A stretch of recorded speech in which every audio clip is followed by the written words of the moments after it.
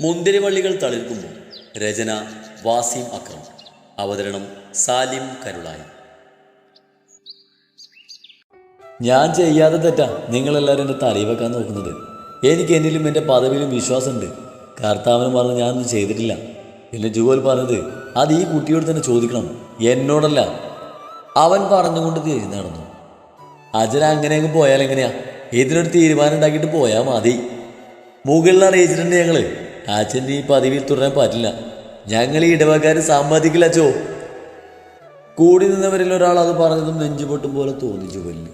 താൻ കാരണം അച്ഛൻ്റെ പദവി, അഭിമാനം എല്ലാം പോകുന്നെന്ന് ഓർത്തതും ദേഹം തളർന്ന് വീഴാൻ തുടങ്ങിയതും അവളെ താങ്ങി പിടിച്ചിരുന്ന ജാസ്മിൻ. ഞാനാ തെറ്റ് ചെയ്തത്, എന്നെ ശിക്ഷിച്ചോളൂ, അച്ഛൻ തെറ്റ് ചെയ്തിട്ടില്ല. എരികയും കൂപ്പി പറയുന്നവളെ നോക്കിയില്ല ആർബർട്ട്. തൻ്റെ വിശ്വാസങ്ങൾക്ക് മേൽ അവൾ കാണിച്ച ചതി അത് മാത്രമായിരുന്നു അപ്പോൾ അവൻ്റെ കണ്ണിൽ. നീ ആരെയാ വെള്ളപൂശാൻ നോക്കുന്നത്? ഇവനെയോ? കൊള്ളാം, രണ്ടാളും തമ്മിലുള്ള അഡ്ജസ്റ്റ്മെൻ്റ് ആവുമല്ലേ? ഇനി അത് നടക്കത്തില്ല.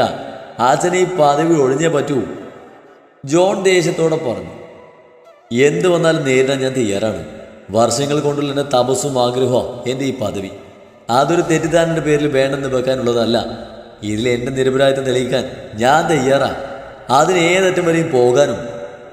പറയുമ്പോൾ അവൻ്റെ കണ്ണുകൾ അവളില്ലായിരുന്നു. അന്നാദ്യമായി ജുവലിനോട് ദേഷ്യം തോന്നിയ ആൽബർട്ടിന്. അച്ഛൻ തെളിയിച്ചോ. സത്യം എല്ലാവരുടെയും മുന്നിലുണ്ടല്ലോ. തങ്ങളെപ്പോലെ ഇനി ഒരാൾ ഈ പദവിയിൽ ഇരുന്നുകൂടാ, ഈ പള്ളിയിൽ കയറിക്കൂടാ. അച്ഛൻ്റെ തെറ്റ് അംഗീകരിച്ച് ഈ പദവി സ്വമേധയാ ഒഴിഞ്ഞ് ഇവിടുന്ന് പൊക്കോളൂ. അതാച്ചോ നല്ലത്. ഒരാളത് പറഞ്ഞതും അത് കേട്ടുകൊണ്ട് നെഞ്ചിൽ കൈപ്പണിച്ച് കെട്ടി നിന്നോവൻ.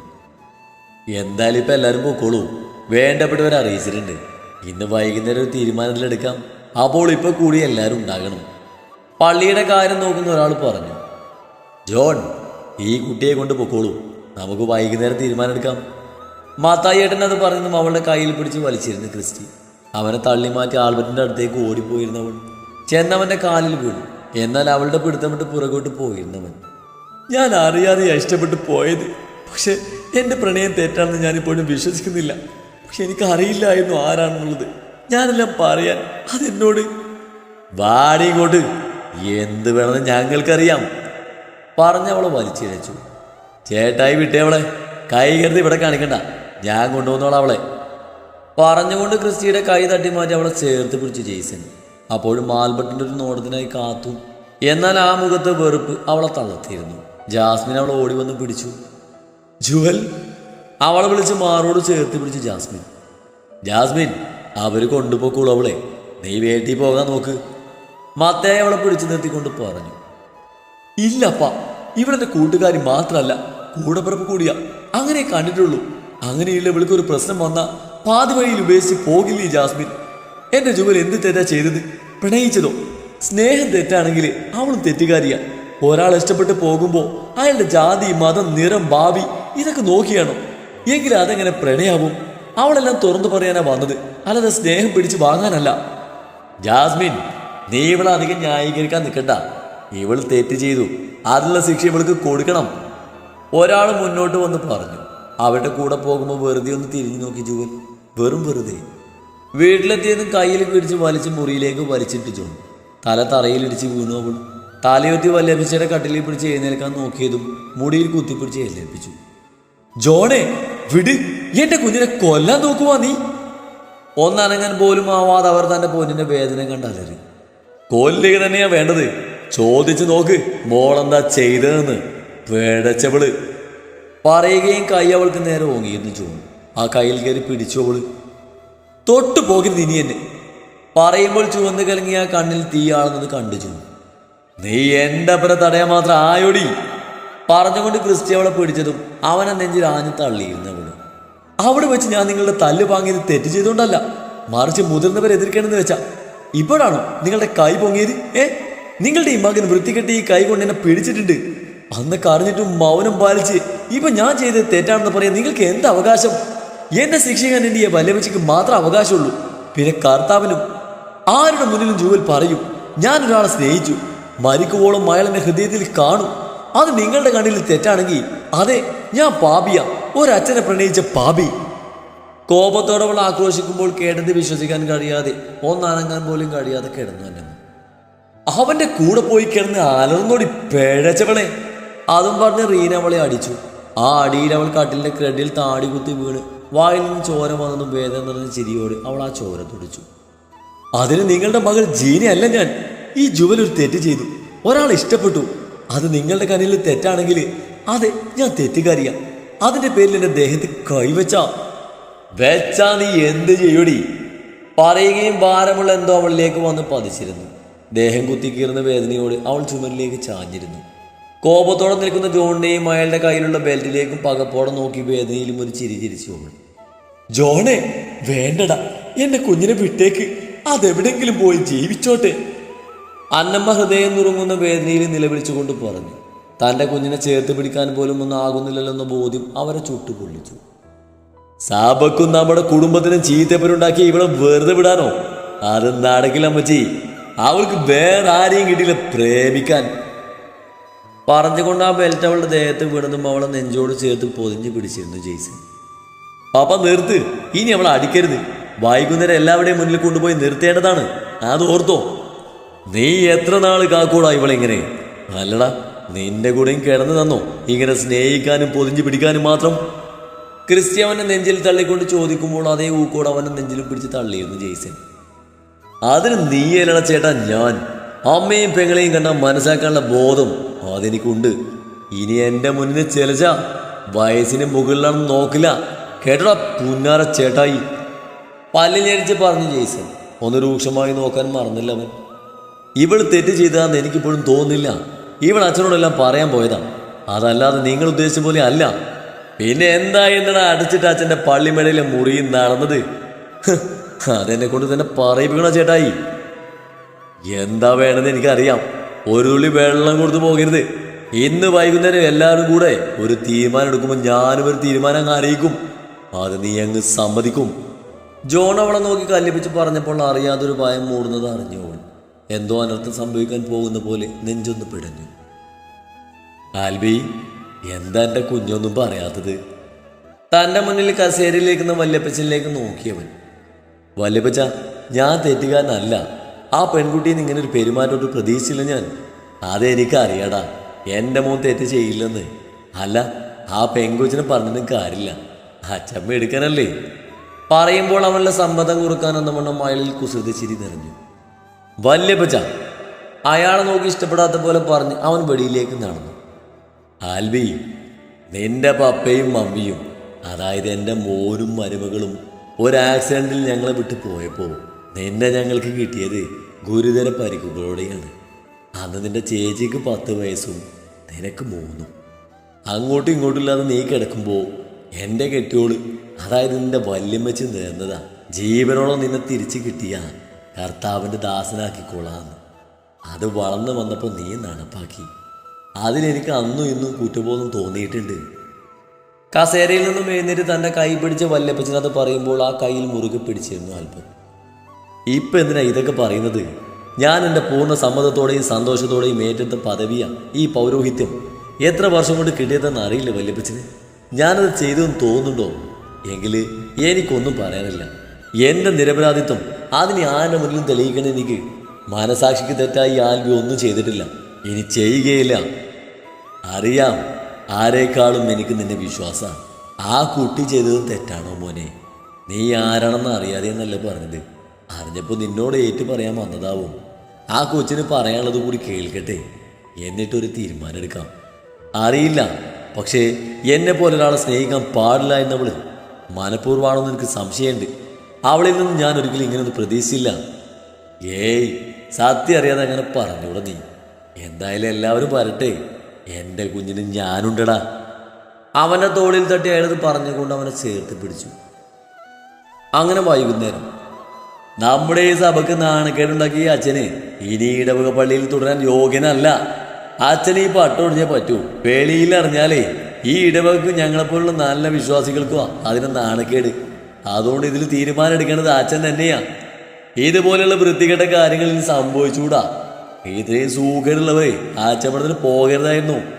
4 ഭാഗത്തു നിന്നുള്ള കുത്തിവാക്കുകൾ തലയുർത്തി തന്നെ നേരിട്ടു ആൽബർട്ട്. മറുഭാഗത്തായി ജുവലും. കൈകാലുകളും ദേഹവും തളർന്നു വീണ് പോകുമെന്ന് തോന്നിയവൾക്ക്. എന്നിട്ടും പതർച്ചയില്ലാതെ നിന്ന് ജാസ്മിൻ അകത്തേക്ക് പെട്ടെന്ന് കയറി വന്ന് അവളുടെ കൈ മുറുകെ പിടിച്ചു. കുറച്ചു മാറി ജെയ്സനുണ്ട്. ഇയാളെ ഇനി ഈ ഇടവകയിൽ കണ്ടൂടാ. ഒരു യോഗ്യതയില്ല ഈ പദവിയിലിരിക്കാൻ. മുറുമുറുപ്പും കുറ്റപ്പെടുത്തലും പല ഭാഗത്തു നിന്ന് ഉയരുമ്പോൾ ഹൃദയം കുത്തിക്കീറുന്ന വേദനയോടെ നിസ്സഹനായി നിന്നു ആൽബർട്ട്.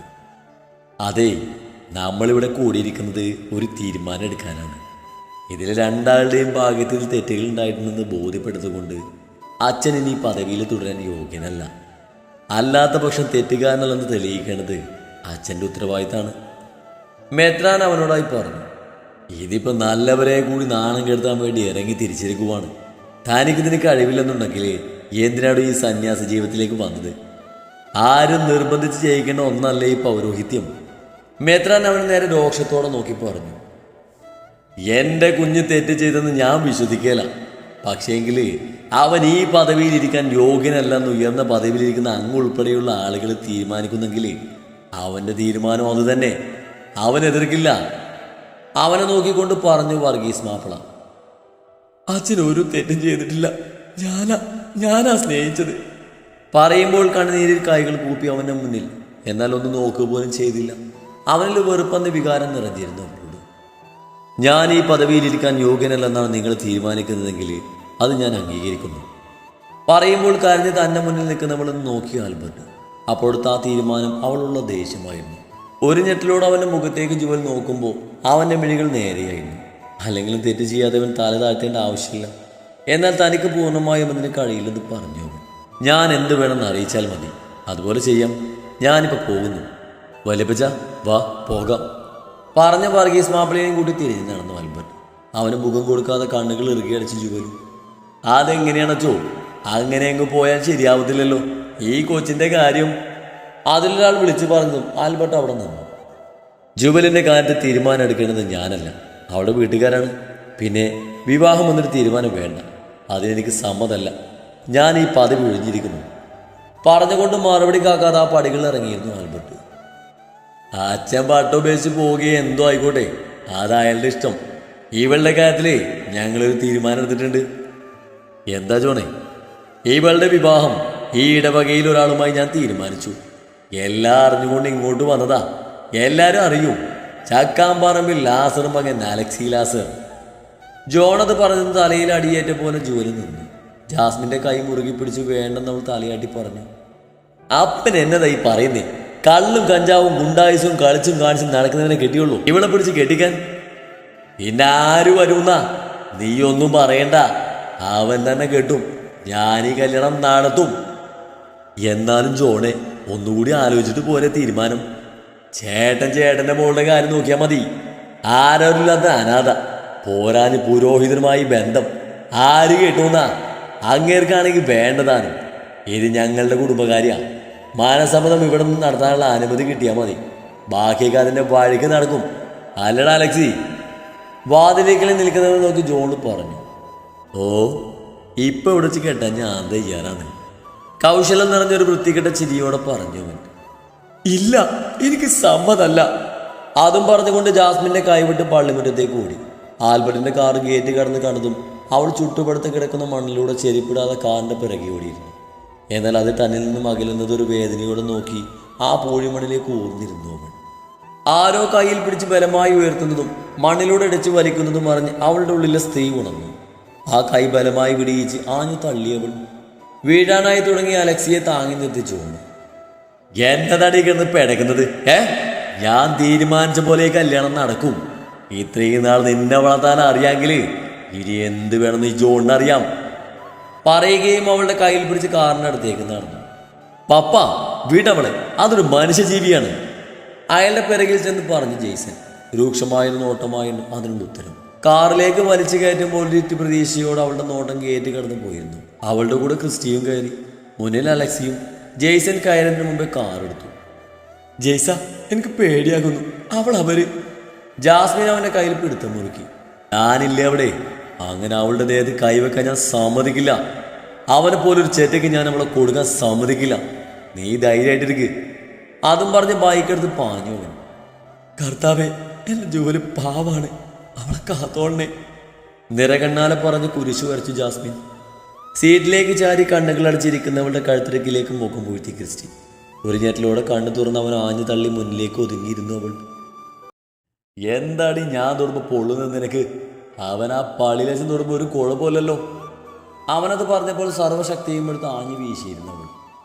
ഇനി എൻ്റെ ദേഹത്ത് തൊട്ടോ ഈ കാറിൽ നിന്ന് ചാടും ഞാൻ. കത്തുന്ന കണ്ണുകളാൽ അവളത് പറഞ്ഞതും അവളുടെ പിടിയടഞ്ഞിരുന്നു. പിന്നെ നിന്റെ ഈ പുഴുത്ത നാവ് കൊണ്ട് അച്ഛൻ എന്നെതിൽ പറഞ്ഞോ? തെറ്റ് ചെയ്തത് ഞാനാ, അതുകൊണ്ട് എന്നെ ശിക്ഷിക്കാം, അല്ലാതെ ആ പാവ മനുഷ്യനെ നീ പറഞ്ഞോ? കോപത്തോടെ അലറിയോ. എടാ ക്രിസ്റ്റി, നിന്റെ അപ്പൻ ചാത്തിട്ടില്ല, അത് ഓർത്തോ നീ? അയാൾ പുറകോട്ട് നോക്കി പറഞ്ഞു. കാർ നേരത്തെ അവളുടെ കൈ പിടിച്ച് വലിക്കാൻ തുടങ്ങിയതും ക്രിസ്റ്റിയുടെ കൈ തട്ടി മാറ്റിയപ്പോൾ, തൊട്ടു പോകരുതെന്ന് പറഞ്ഞില്ല ഞാൻ? നീ എത്ര നാൾ കാക്കും ജുവൽ നിന്റെ ഈ ശരീരം? ഏറിപ്പോയ ഈ ആഴ്ച, അത് കഴിഞ്ഞതേ ഈ അലക്സിയുടെ മീനെ നിന്റെ കഴുത്തിൽ കയറും. പിന്നെ ഫസ്റ്റ് ഷോ കയറുന്നത് ഇവനാകില്ല, ഞാനാകും. എനിക്കറിയാടി അവനാ അച്ഛൻ നിന്നെ തൊട്ടില്ലെന്ന്. നീ ഫ്രഷ് പീസാണെന്ന് എനിക്കറിയാം. നിന്നെ ആദ്യം എനിക്ക് തന്നെ വേണം ജുവൽ, അതെനിക്കൊരു വാശിയാ. അവളുടെ കാതിൽ അവൻ പറഞ്ഞപ്പോൾ ദേഹം പൊള്ളിയടർന്നത് പോലെ തോന്നി അവൾക്ക്. അകത്തേക്ക് ഓടിക്കയറി നിലത്തിരുന്ന് വല്ലമ്മച്ചയുടെ ബെഡിൽ തലവെച്ച് കിടന്നു അവൾ. അവളുടെ തലയിലൂടെ തലോടുന്ന അവളുടെ കൈവല്ലുകൾ വിറകളൊന്നുണ്ടായിരുന്നു. പൊന്നെ, എൻ്റെ പൊന്നിനെ നോവിച്ചല്ലേ ആ ചെകുത്താൻ കൂട്ടങ്ങൾ? ഏയ് ഇല്ല. പറയുമ്പോൾ മുഖമുയർത്തി ആ നെറ്റിയിൽ മുത്തി. ഒരു തുള്ളി കണ്ണുനീർ അവളുടെ കണ്ണിൽ നിന്നും വീണ് അവരുടെ മുഖത്തേക്ക് വീണ് ചിതറി. എനിക്ക് നൊന്തില്ല അന്നമ്മേ, സത്യം. പക്ഷെ ഞാൻ കാരണം ആ പാവത്തിന് നൊന്തു. വർഷങ്ങൾ കൊണ്ട് നേടിയതെല്ലാം ഒരു നിമിഷം കൊണ്ട് തകർന്നു. അവരുടെ ഇരു കൈയും കൂട്ടിപ്പിടിച്ച് മുഖത്തേക്ക് അമർത്തി മുത്തി. ഞാൻ ഭാബിയ അന്നമ്മേ, എനിക്ക് ആരുമില്ല. ഞാൻ അറിയാതെ മനസ്സിൽ വെച്ച് ഇഷ്ടപ്പെട്ടു പോയി, അറിയില്ല എന്നത്. എഴുന്നേറ്റ് നിന്ന് അവരുടെ മുഖം ഇരു കൈയാലും കോരിയെടുത്തു. അന്നമ്മേ, ആ അലക്സിയെ കൊണ്ടിന്ന് മിന്നു കെട്ടിക്കാൻ പോകുക. സമ്മതിക്കില്ല ഞാൻ പോകാം അന്നമ്മ ഇവിടുന്ന്. പൊന്നെ, എൻ്റെ മോള് പോയിക്കോ, ഇവിടുന്ന് എങ്ങോട്ടെങ്കിലും പോയിക്കോ. അന്നമ്മല്ലാതെ ഞാനെങ്ങനെ? ഇല്ല, അന്നമ്മയെ കൊണ്ട് ഞാൻ പോകത്തുള്ളൂ. ഇല്ല, ഞാനിവിടെ നിന്നോളാം. എൻ്റെ മോനാവന് നോക്കിയേ കൊല്ലേ ചെയ്യട്ടെ. എൻ്റെ പൊന്ന് പോയിക്കോ, ഇവിടുന്ന് എങ്ങോട്ടേലും പോയിക്കോ. പറയുമ്പോൾ വേദന കൊണ്ട് കണ്ണുകൾ ഇറുകിയടിച്ചു. ചുടുരക്തമെന്നോണം കണ്ണീരൊഴുകി. ഓ, തള്ളയുടെ ബുദ്ധി കൊള്ളാം. ഈ വിള എങ്ങോട്ട് പോകുന്നില്ല. അലക്സിയുമായിട്ട് കെട്ടി നടത്താൻ തീരുമാനിച്ചു ഞങ്ങള്. റീനെ, അത് വേണ്ട. എൻ്റെ കുഞ്ഞിനത് സമ്മതല്ല. അവൾ ഇവിടെ എങ്ങനെയെങ്കിലും ജീവിച്ചോട്ടെ. നടക്കില്ല അമ്മച്ചി. എനിക്കൊണ്ട് പ്രായപൂർത്തിയായ ഒരു മോള്. അവൾ അടുത്ത ആഴ്ച ഇങ്ങ് വരും. അതിനു മുന്നേ ഇതിനിവിടുന്ന് കെട്ടിക്കണം പറഞ്ഞുകൊണ്ട് അവളുടെ മുടിയിൽ കുത്തിപ്പിടിച്ചിരുന്നു. റീന, അവരല്ലറി. ഒന്നും നീ മറക്കരുത്. അവൾ ഒന്നുമില്ലാത്തവളല്ല. അവൾക്ക് കൂടി അവകാശപ്പെട്ടതാ എല്ലാവരും കൂടി ഈ അനുഭവിക്കുന്നത്. വല്യമ്മച്ചത് പറഞ്ഞതും റീനയുടെ മുഖം വലിഞ്ഞു മുറുകി ഒന്നും മിണ്ടാതെ അവർ ആ മുറി വിട്ട് ഇറങ്ങിപ്പോയി. പോകുമ്പോൾ കതക് വലിച്ചടിച്ചിരുന്നു. വെളിയിൽ നിന്ന് ലോക്ക് ചെയ്യുന്നതും അവൾ അറിഞ്ഞു. കുഞ്ഞാ, ഇത്രയൊക്കെ ആയ സ്ഥിതിക്ക് നിനക്ക് ആ കുട്ടിയെ സ്വീകരിച്ചൂടെ? അവൻ്റെ കൈ പിടിച്ച് ആനത് പറഞ്ഞപ്പോൾ അവളെ രൂക്ഷമായി നോക്കിയവൻ. ചേച്ചി ഇത് എന്തറിഞ്ഞിട്ടാ? ഒരു തമാശക്കല്ല ഞാൻ പുരോഹിതനായത്. എൻ്റെ വർഷങ്ങൾ നീണ്ട തപസ ആ കുട്ടി ഒരു നിമിഷം കൊണ്ട് തകർത്തത്. എന്നിട്ടും നിങ്ങൾക്കൊക്കെ എങ്ങനെ തോന്നുന്നു? ആൽബർട്ട്, അതല്ല. അന്ന് ഇന്ന് നിനക്ക് ഈ അച്ചമ്പടത്തിന് ഇഷ്ടമില്ലാത്ത ആളാണ്. നീ വല്യമ്മച്ചിയുടെ നേർച്ച ഒന്നുകൊണ്ട് മാത്രമാണ് ഈ പട്ട സ്വീകരിച്ചത്. എനിക്ക് ആകെ കൂടിയുള്ള പൊന്നാങ്ങളെയാ നീ. ചേച്ചിക്ക് തെറ്റി. ഒരിക്കലുമല്ല. എൻ്റെ മനസ്സാൽ ആഗ്രഹിച്ചു കൊണ്ട് തന്നെയാ ഞാൻ ഈ പുരോഹിതം ഏറ്റെടുത്തത്. അതാരുടെയെങ്കിലും വാക്കിലും പ്രവൃത്തിയിലും നഷ്ടപ്പെടുത്തില്ല ഞാൻ. അതല്ല കുഞ്ഞ, വല്യമ്മച്ചി നിന്നെ. ചേച്ചി മതി. ഈ തേറ്റിന് ഇതിലേക്ക് വല്യമ്മച്ചിയെ കൂട്ടേണ്ടതില്ല. ശരിയാണ്, സഭക്കുണ്ടായെന്ന് എന്നിലെ വിശ്വാസം കാക്കാൻ എനിക്ക് കഴിഞ്ഞില്ല. അതുകൊണ്ട് ആ പദവിയിലിരിക്കാൻ ഞാൻ യോഗ്യനല്ല. അതുകൊണ്ട് ഞാനത് ഉപേക്ഷിച്ചു. എന്ന് വെച്ച് ഞാൻ സാധാരണക്കാരനായി ജീവിക്കുന്നു, എനിക്കൊരു കുടുംബം ഉണ്ടാകുന്നു അല്ല അതിനർത്ഥം. ഇതിനെക്കുറിച്ച് ഒരു സംസാരം ഇനി വേണ്ട. അതും പറഞ്ഞവൻ അവിടുന്ന് പോയിരുന്നു. വല്യപ്പച്ച, ഞാൻ ഓർത്തു അവന്. ആൻ സങ്കടത്തോടെ അയാളുടെ കയ്യിൽ മുറുകെ പിടിച്ചു. നീ ഇതെന്തൊക്കെയാ അനുഭവിച്ചു അവനോട് പറഞ്ഞത്? എൻ്റെ കുട്ടി ചെയ്യാതെ തെറ്റിനാ ശിക്ഷ അനുഭവിക്കുന്നത്. അവൻ ഇത്രയും വർഷം നേടിയെടുത്ത ആർജിച്ച മനഃശക്തിയും പ്രാർത്ഥനകളെല്ലാം ഒറ്റ നിമിഷം കൊണ്ട് ഇല്ലാതായി. അതും ഒരു പെങ്കൊച്ചിന് തോന്നിയ മനസ്സിൻ്റെ വികാരങ്ങൾക്ക് അവൻ കൊടുക്കേണ്ടി വന്ന വില ചെറുതല്ല. അതെനിക്ക് മനസ്സിലാകും, അറിയാം. പക്ഷെ ഒത്തിരി ആഗ്രഹിക്കുന്നുണ്ടായിരുന്നില്ലേ വല്യപ്പച്ചനും അവൻ ആച്ചമ്പടത്തിന് പോകരുതെന്ന്? കർത്താവിനോട് പ്രാർത്ഥിച്ചിരുന്നില്ലേ അവൻ്റെ മനസ്സിലെ ഈ ചിന്ത വേരോടെ പിഴുതെറിയണമെന്ന്? ആഗ്രഹിച്ചിരുന്നു. പക്ഷേ ഇപ്പം അതില്ല. അവനിപ്പോൾ ആഗ്രഹിക്കുന്നത് ആ മനസ്സാണ്, ഒരു പുരോഹിതന്റെ മനസ്സ്. ആ കൊച്ചിനെ വലിപ്പിച്ച കണ്ടോ? മിടുക്കിയാണോ? നീ എന്നതാനി കൊച്ച്, അച്ഛന് പെണ്ണാലോചിക്കാൻ പോവാണോ? അവളുടെ ഭർത്താവ് ജോമോൻ അത് പറഞ്ഞ് ചിരിച്ചുകൊണ്ട് സോഫയിലേക്ക് ഇരുന്നു. ദേ ചോച്ചാ, കളിയാക്കണ്ട കേട്ടോ. എന്നതായാലും അവൻ്റെ അച്ഛൻപട്ടം പോയപ്പോൾ ഞാനങ്ങ് ആഗ്രഹിച്ചു. അത് മാത്രല്ല, ഇനി ആ കൊച്ചിൻ്റെ അവസ്ഥ എന്താവിനി? അതും തെറ്റൊന്നും ചെയ്തിട്ടില്ലെന്നല്ലേ വല്യമ്മച്ചൻ പറഞ്ഞത്? ആരൊക്കെ കൂടി ചതിച്ചതല്ലേ അതിനെ? എൻ്റെ കൊച്ചേ, ഇതിപ്പോൾ നീ എന്തറിഞ്ഞിട്ടാ? അവൾക്ക് ഗോളടിക്കാൻ കണ്ട സമയം. ഇങ്ങനൊരു പണി കിട്ടിയില്ലെങ്കിലും അവൻ സമ്മതിക്കാൻ പോകുന്നില്ല. വർഷങ്ങൾക്ക് മുമ്പേ ഞാൻ അവനെ ഒന്ന് ഉപദേശിച്ചിരുന്നു, ഓർമ്മയില്ലേ? അന്ന് മാറാത്ത അവനെ ഇന്ന് മാറും. അവനിനി ഒന്നിനും നിർബന്ധിക്കണ്ട, വരുന്നത് പോലെ വരട്ടെ. ഇനി സമയമുണ്ടല്ലോ, ആദ്യം ഈ പ്രസ് ഒന്ന് തീരട്ടെ. അതും പറഞ്ഞ് ജോമോൻ എഴുന്നേറ്റ് പോയി. കണ്ണിൽ സൂര്യപ്രകാശം അടിച്ചതും മുഖം തുടച്ച് കണ്ണ് ചിമ്മി തുറന്ന് ജുവൽ അമ്മച്ചിയുടെ കടയിൽ തന്നെ തലവെച്ച് നിലത്തിരുന്നു. ഉറങ്ങിപ്പോയിരുന്നവള് കയ്യുയർത്തി ഉറങ്ങിക്കിടക്കുന്ന അന്നമ്മയുടെ മുടിയിലൂടെ തലയോടി. ആ ദേഹത്തെ മരവിച്ച് തണുപ്പ് കൈകളിലൂടെ അരിച്ചിറങ്ങിയതും കണ്ണൊന്ന് പിടിച്ചു. അന്നമ്മേ, എഴുന്നേറ്റ്, ഞാൻ മുഖവും വാങ്ങി കഴുകിത്തരാം. ഇങ്ങനെ കിടന്നാൽ എങ്ങനെയാ? ആ കവളിൽ തലോടി പിന്നെ ചുണ്ടുകൾ ചേർത്തു. നെഞ്ചിലൊരു മിന്നൽ പാഞ്ഞു. പിന്നെ ആ ഭാഗത്തേക്ക് മുഖം കാണിക്കാതെ അവളൊന്ന് ചിരിച്ചു. ദേ അന്നമ്മേ, എഴുന്നേക്കാൻ നോക്കി. എന്നെ പേടിപ്പിക്കാനാ പാവങ്ങളിൽ ഞാൻ മിണ്ടില്ല. ആ അലക്സിയും കേട്ട് ഞാൻ പോക്കങ്ങ് പോകുകയെ. മൂത്രം വെച്ച് ആകെ നാശാക്കി വെച്ചേക്കുവാ. അല്ലെങ്കിൽ അങ്ങനെയാണല്ലോ, ജുവലിന് ഇവിടെ പണിയൊന്നുമില്ലാതെ വെറുതെ ഇരിപ്പാണല്ലോ. ദേ എഴുന്നേൽക്കുന്നുണ്ടോ? എനിക്ക് ദേഷ്യം വന്നിട്ടുണ്ടോ? ഞാൻ പോകുവാ. പറഞ്ഞുകൊണ്ട് വാതിൽക്ക് വരെ എത്തി പിന്നെ ചുവരിലേക്ക് ഊർന്നിരുന്നു. അന്നമ്മ എഴുന്നേൽക്കില്ലല്ലേ? അറിയാം, ഞാൻ ചെയ്ത പാപം അതിനുള്ള ശിക്ഷയാണല്ലേ അന്നമ്മേ. ആയിക്കോട്ടെ. പറഞ്ഞുകൊണ്ട് മുട്ടുകാലിലേക്ക് മുഖം അമർത്തിയിരുന്നു. തൻ്റെ അന്നമ്മയുടെ മരവിച്ച ശരീരത്തിന് കാവലായി. ജുവലെ, അവളുടെ കയ്യിൽ മുറുകെ പിടിച്ചു ജാസ്മിൻ. പിന്നെ തളർന്ന് വാടിക്കിടക്കുന്നവൾ അടിഞ്ഞു കിടക്കുന്ന മുടി വാരിയെടുത്ത് കെട്ടിവെച്ചു. നീ പള്ളിയിൽ പോകുന്നില്ലേ? വാ, ജെയ്സൺ ബൈക്കുമായി കാത്തു നിൽപ്പുണ്ട്. നിന്നോട് ചെല്ലാൻ പറഞ്ഞു, വാ. അവളുടെ ഇരുതോളിലും പിടിച്ച് എഴുന്നേൽപ്പിക്കാൻ ശ്രമിച്ചെങ്കിലും അതേപോലെ കിടന്നു അവൾ അനങ്ങാതെ. അപ്പോഴും വല്യമ്മച്ചിയുടെ കൊന്ത കയ്യിൽ മുറുകെ പിടിച്ചിരുന്നു അവൾ. ഞാനില്ല ജാസ്, എനിക്ക് കാണാൻ വയ്യ എൻ്റെ അന്നമ്മ മണ്ണോട് ചേരുന്നത്. പൊക്കോട്ടെ, ഞാൻ പിണക്ക അന്നമ്മയോട്. ഞാൻ തനിച്ചാക്കി പോയില്ലേ? എന്നെ ആരും ഇല്ലാത്തവളാക്കിയില്ലേ? പറഞ്ഞുകൊണ്ട് മുഖം അമർത്തി തുടച്ചെഴുന്നേറ്റു. എനിക്കൊന്ന് കുളിക്കണം ജാസ്. ഞാൻ ചെയ്ത പാപെല്ലാം ഒഴുകി കളയണം, മാപ്പിരിക്കണം. അയലിൽ നിന്ന് തോർത്തെടുത്തുകൊണ്ട് കുളിമുറിയിലേക്ക് കയറിയിരുന്നവൾ. ജാസ്മിനൊരു ഉൾഭയം തോന്നി. അവൾ മുറി വിട്ട് വെളിയിലേക്ക് ഇറങ്ങാൻ തുടങ്ങിയതും ജെയ്സന് തട്ടി നിന്നു. അവൾ എന്തേ അടക്കം മുമ്പ് ചെല്ലണ്ടേ?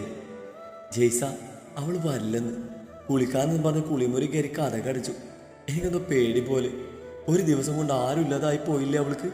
എനിക്കൊന്ന് പേടിയാവുന്നു. അവന്റെ ഷർട്ടിൽ പിടിച്ചു ഉലച്ചു അവൾ. പേടിയോടെ അവന്റെ നെഞ്ചിൽ മുഖമമർത്തി. നീ പേടിക്കണ്ട ജാസ്മിൻ, അവളൊരു ഭീരുവല്ല. ആത്മഹത്യ ചെയ്യില്ല അവള്. ആ ഒരു ഉറപ്പ് എനിക്കുണ്ട്. നീ ഇവിടെ നിൽക്ക്, ആരുമില്ലല്ലോ ഇവിടെ, ഞാൻ വിളിക്കാം. അവളുടെ കാവളിൽ തട്ടി പറഞ്ഞുകൊണ്ട് നടന്നു അവൻ. അടക്ക കഴിഞ്ഞ് എല്ലാവരും വന്നിരുന്നു. അമ്മച്ചി പോയി. ഇനി ആ പെണ്ണിന് എന്തോ ചെയ്യാനാ വിചാരിച്ച് വെച്ചേക്കുന്ന ഏട്ടായി? ജോണിന്റെ പെങ്ങൾ അത് ചോദിച്ചതും അയാൾ സോഫയിൽ നിന്ന് എഴുന്നേറ്റ് എല്ലാവരോടായി പറഞ്ഞു. ആ, അലക്സിയുമായി രജിസ്റ്റർ ഓഫീസിൽ വെച്ച് ഒരു ഒപ്പ്, തൽക്കാലം അത് മതി. അമ്മച്ചി പോയത് കാരണം ഉടനെ കെട്ടി നടത്താൻ പറ്റില്ല. എത്രയും വേഗം ആ മാനത്തെ ഇവിടുന്ന് ഒഴിവാക്കുക. ആ അലക്സി അവനൊരു പോട്ടനാ. അവളുടെ സ്വത്തും വിവരൊന്നും അവനറിയില്ലല്ലോ. അല്ല, അതവൾക്ക് പോലും അറിയില്ല. കുടുംബ സ്വത്താണ്. നമ്മളെക്കാൾ കൂടുതൽ ചെല്ലും ആ നാശത്തിന്. എന്നെ പേടിച്ചിട്ട് അമ്മച്ചി ഇത്രയും നാൾ അവളിൽ നിന്ന് എല്ലാം മറച്ചു വെച്ചത്. അന്ന് അവളൊന്നും അറിയില്ലെന്ന് ഒറ്റ ഉറപ്പിലാണ് ജീവിച്ചത്. അവളിനി വേണ്ട. അവൾ അറിയാൻ ശ്രമിച്ചിട്ടില്ല, ഇനി ശ്രമിച്ചുകൂടാ. അതിനു മുന്നേ അവൾ എന്നേക്കുമായി ഒഴിവാക്കണം. ഇതിപ്പം നമുക്ക് കിട്ടിയ നല്ലൊരു അവസര. ഇപ്പോഴാണെങ്കിൽ സഭയും പള്ളിക്കാരെല്ലാം അവൾക്കെതിരാ. അങ്ങനെ തന്നെ നിൽക്കട്ടെ. ആ അച്ഛൻ അയാൾക്കും വെറുപ്പാ. പിന്നെ ആര് രക്ഷിക്കാൻ? ഞാനുണ്ട് പാപ്പ അവളെ രക്ഷിക്കാൻ. അങ്ങനെ അങ്ങ് വിട്ടു തരില്ല അവളെ തട്ടിക്കളിക്കാൻ. ജെയ്സൺ ജോണിന് മുന്നിൽ കയറിയെന്നത് പറയുമ്പോൾ കുടിലെന്ന് നിറഞ്ഞ ചിരിയോടെ അവൻ അടിപൊളി ഒന്ന് നോക്കിച്ചു. ആഹാ, അതിന് മാത്രം വളർന്നോ നീ? എന്നാൽ അതൊന്ന് കാണണ ഈ പാപ്പക്ക്. നിന്റെ ലീവ് കണ്ടിട്ടില്ലടാ. കാനഡയിൽ പോയി പഠിക്കാൻ നോക്കുമോൻ. അവളുടെ കാര്യം നോക്കാൻ ഞങ്ങളുണ്ട് ഇവിടെ, കേട്ടല്ലോ. പറഞ്ഞുകൊണ്ട് അവൻ്റെ നെഞ്ചിൽ ആഞ്ഞു തള്ളിയിരുന്നു അയാൾ. ആ സമയം തർക്കിച്ചിട്ട് കാലിലൊന്നും മനസ്സിലായി അവന്. ഒന്നും മിണ്ടാതെ അകത്തേക്ക് പോയവൻ. അപ്പോഴും ഒരു തീരുമാനത്തിലെത്തിയിരുന്നു അവൻ. നിർത്താതെയുള്ള കോളിംഗ് ബെല്ലിന്റെ ശബ്ദം കേട്ടതും ജോമോൻ ലൈറ്റ് ഓണാക്കി. പിറകെ ആനും വന്നിരുന്നു.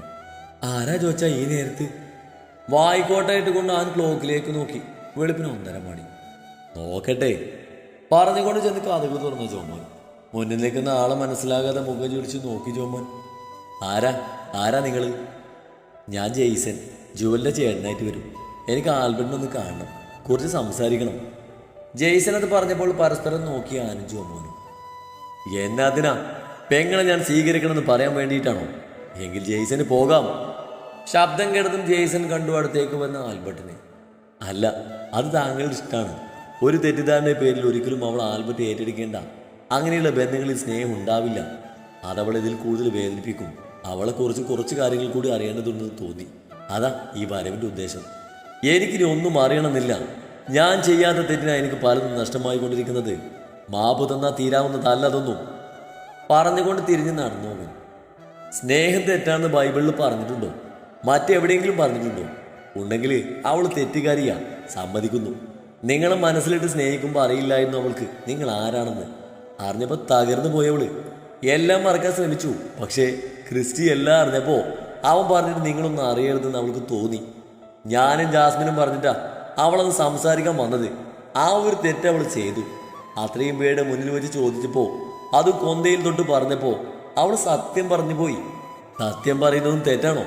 എങ്കിലും തെറ്റുകാരിയാണ് അവൾ. അതിനുള്ള ശിക്ഷ അവൾക്ക് കിട്ടി. ഒറ്റ രാത്രി കൊണ്ട് അവൾ അനാഥയായി. അവളുടെ അന്നമ പോയി.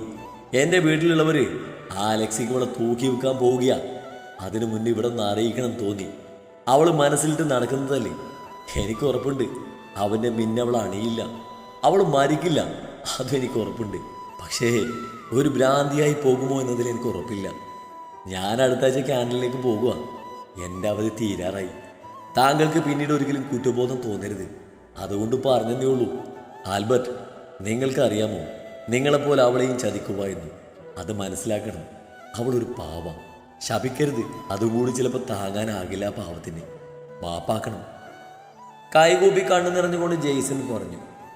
പോകുക, ഒന്ന് പറയണമെന്ന് തോന്നി, അതാ വന്നത്. ഇനി അവളുടെ നിഴൽ പോലും വരില്ല. പറഞ്ഞുകൊണ്ട് തിരിഞ്ഞു നടന്നു അവൻ. മോനെ, അവിടെ നിന്നേ. പ്രായനൊരാളുടെ സ്വരം കേട്ടതും കാലുകളിൽ നിശ്ചലമായി. ഞാനിവൻ്റെ വല്യപ്പച്ചൻ, പേര് വർഗീസ് മാപ്പിള. എല്ലാത്തിനും പരിഹാര വിവാഹമല്ലെന്ന് അറിയാം. ഇവിടെയല്ല മോൻ അതിനുമല്ല വന്നതെന്നും അറിയാം. ഇവന് വേണ്ടിയല്ല, എനിക്ക് വേണ്ടി ഞാൻ അവളെ ഏറ്റെടുത്തോളാം, എൻ്റെ കൊച്ചുമോളായിട്ട്. ജോമോനെ, വണ്ടിയെടുക്ക്. ഉറച്ചതായെന്ന് വർഗീസ് മാപ്പിളിൻ്റെ ശബ്ദം. നിങ്ങൾ കിടന്നോ, ഞങ്ങൾ വന്നേക്കാം. ജോമോനത് പറഞ്ഞപ്പോൾ ഒന്നും മിണ്ടാതെ അകത്തേക്ക് കയറിപ്പോയിരുന്നു ആൽബർട്ട്. എങ്കിലും അവൻ്റെ മനസ്സ് അസ്വസ്ഥമായിരുന്നു, എന്തിനാണെന്ന് അറിയാതെ. ബൈക്ക് കയറ്റി കടന്ന് അകത്തേക്ക് കയറുമ്പോഴേ കണ്ണുമുറ്റത്ത് കൂടി നിൽക്കുന്ന ആളുകളെ. പോലീസ് ജീപ്പ് കൂടി കണ്ടപ്പോൾ ബൈക്ക് നിർത്തിയിട്ട് ഓട്ടമായിരുന്നു ജെയ്സൺ. അപ്പോഴേക്കും കാറിൽ നിന്നും സംശയത്തോടെ ഇറങ്ങിയിരുന്നു ജോമോനും വർഗീസ് മാപ്പിളയും. എന്ത് പറ്റി? പടിയിൽ തലക്ക് കൈ കൊടുത്തിരിക്കുന്ന ജോണിൻ്റെ അടുത്ത് ചെന്ന് ജെയ്സൺ ചോദിച്ചു. ജോൺ അലറി വിളിച്ചുകൊണ്ട് അവനെ കോളയിൽ പിടിച്ച് വലിച്ചു. എന്താ പറ്റിയെന്ന് പറയോ? മനുഷ്യനെ ഭ്രാന്ത് പിടിപ്പിക്കാതെ. അവള് കുത്തിക്കൊന്നു. എന്റെ കുഞ്ഞിനെ പോയി നോക്കടാ. റീന അലറി വിളിക്കുമ്പോൾ പായുകയായിരുന്നവൻ. വാതിൽപ്പടിയിൽ ചെന്നതും വിറങ്ങലിച്ച് പോയിരുന്നവൻ. പിറകെ ചെന്ന ജോമോൻ വർഗീസ് മാപ്പിളയെ ചേർത്ത് പിടിച്ചു. ചുമരോട് ചേർന്ന് ചാരിയിരിക്കുകയാണവൾ. ദേഹമാകെ പടർന്നിരിക്കുന്ന ചോര തറയിൽ ചിതറിക്കിടക്കുന്നു. കമിഴ്ന്ന് കിടക്കുന്ന ആ രൂപം ആരുടേതാണെന്ന് ഒറ്റ നോട്ടത്തിൽ മനസ്സിലായി. ജെയ്സനൊന്നും പറയാനാകാതെ തളർന്ന ചുമരിലേക്ക് ചാഞ്ഞുപോയി. ആരാ? ഞാനവളുടെ ചേട്ടന്. എനിക്കൊന്ന് സംസാരിക്കണം. ഒരപേക്ഷ പോലെ അവളത് പറയുമ്പോൾ അവർ സമ്മതം മൂളി. ചുവൽ, എന്തടി ഇത് മോളെ? അവൾ അടുത്തായിരുന്നു കൈ പിടിച്ചതും തട്ടിമാറ്റും പോലെ കൈ വലിച്ചു. ഒയ്ക്കോ, എനിക്ക് കാണണ്ട ആരെയും. ഞാൻ കൊന്നു അവനെന്നെ. പറയുമ്പോഴാണ് അവളുടെ വേഷം അവൻ ശ്രദ്ധിച്ചത്. ചുരിദാർ കൈ കീറി തുടങ്ങിയിരുന്നു. മുൻവശം ഒരു ഭാഗം കീറിയിട്ടുണ്ട്. മാരുടെ മനവൃതമായ ടോപ്പ് മാത്രമേ ഉള്ളൂ ദേഹത്ത്. അവളെ ഒന്ന് നോക്കിയിട്ട് കണ്ണീർ തുടച്ച ശേഷം ബെഡിൽ നിന്നൊരു ഷീറ്റ് എടുത്ത് അവളെ പുതപ്പിച്ചു. നിലത്ത് കമിഴ്ന്ന ചോരയിൽ കിടക്കുന്ന സഹോദരനെ ഒന്ന് നോക്കി ജെയ്സൺ. വെറുപ്പ് മാത്രമേ ആ മുഖത്തുണ്ടായിരുന്നുള്ളൂ. സാർ, ഞാനിവളെ അപ്പുറത്തെ മുറിയിൽ കൊണ്ടുപോയിക്കോട്ടെ? ഒരു തുണി മാറിക്കോട്ടെ? അവൻ ദയനീയമായി ചോദിച്ചതും അയാൾ പുറത്തേക്ക് നോക്കി. ദോ അനിത, താനും കൂടെ ചെല്ല്, പെട്ടെന്നായിക്കോട്ടെ, കൊണ്ടുപോകേണ്ടതാ. ജുവലിനെ അവർ പിടിച്ചുയർത്താൻ നോക്കിയതും അവൾ ബലം പിടിച്ചിരുന്നു. കൊച്ചേ, എഴുന്നേൽക്ക് കൊച്ചേ, ഈ തുണിയൊക്കെ ഒന്ന് മാറു കുഞ്ഞേ. അവരും അവളോടായി പറഞ്ഞുവെങ്കിലും മരവിച്ച മനസ്സോടെ അവൾ അവിടെ തന്നെ ഇരുന്നു. ചുഹലേ എടി. വാതിൽപ്പടിയിൽ നിന്നും കരച്ചിൽ കിടന്ന് മുഖമൊന്ന് ഉയർത്തി ജെയ്സൺ നോക്കി. കരഞ്ഞുകൊണ്ട് നിൽക്കുന്ന ജാസ്മിൻ